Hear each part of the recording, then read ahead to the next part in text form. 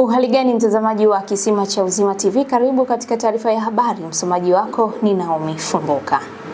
Dodoma.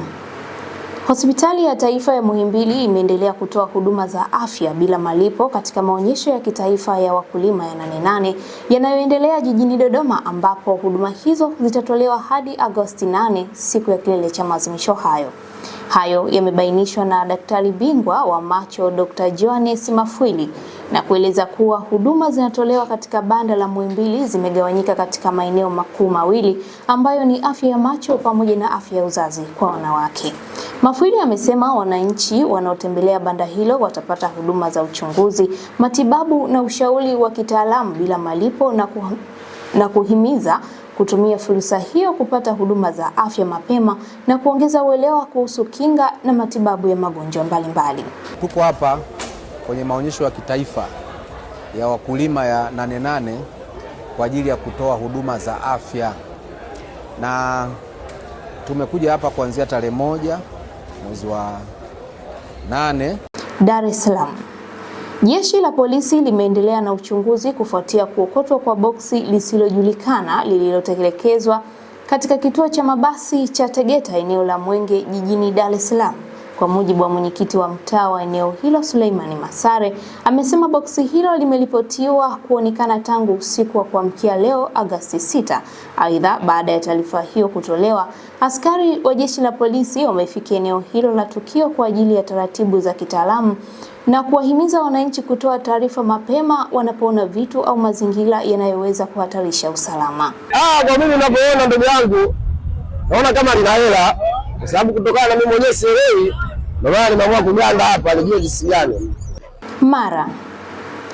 Utekelezaji wa mradi wa maji unaogharimu zaidi ya shilingi bilioni 134 mkoani Mara umefikia 18%, huku ukitarajia kunufaisha vijiji 37 mara utakapokamilika. Mradi huo unalenga kuboresha upatikanaji wa huduma ya maji safi na salama kwa maelfu ya wananchi na maeneo husika kwa kutatua changamoto ya kutembea umbali mrefu, ufuataji wa maji pamoja na kutumia maji ambayo si salama. Kwa upande wa wananchi, wameiomba serikali na wakandarasi kurahisisha utekelezaji huo mapema ili ukamilike kwa wakati. Wakazi 729,496 wa vijiji 37 wanayo hamu ya kupata maji safi na salama kupitia mradi huu. Na tunapenda maji watuletee maji ili watusaidie wamama tusio tunapata shida ya kufuata maji mbali. Dar es Salaam. Rais mstaafu Daktari Jakaya Kikwete amesema Afrika inapaswa kuandaa vijana kutumia, kubuni na kuendeleza teknolojia za AI ili bara hilo lisiwe soko la teknolojia linalotengenezwa nje pekee. Daktari Kikwete amesema hayo jijini Dar es Salaam wakati akifuatilia mjadala kuhusu miundombinu na kusema kuwa serikali zinapaswa kuweka sera bora, kuimarisha elimu na kuwekeza katika miundombinu muhimu ili kuandaa nguvu kazi ya kisasa inayoweza kuhimili ushindani wa kiteknolojia. Kwa upande wake, rais wa kampuni ya kimataifa ya teknolojia ya MPDG, Blyton Simons, amesema matumizi ya AI yanaongeza tija na kuchochea ukuaji wa uchumi ikiwa yanaambatana na uwekezaji katika miundombinu, maendeleo ya ulinzi na mageuzi ya mifumo ya uzalishaji. Na hatimaye kimataifa. Abuja.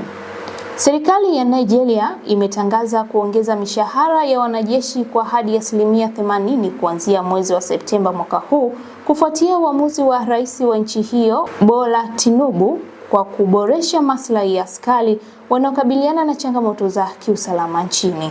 Hatua hiyo imekuja wakati Nigeria ikiendelea kukabiliwa na vitisho vya makundi vyenye silaha yakiwemo wapiganaji wa Kiislamu na magenge ya uhalifu yanayojihusisha na utekaji nyara.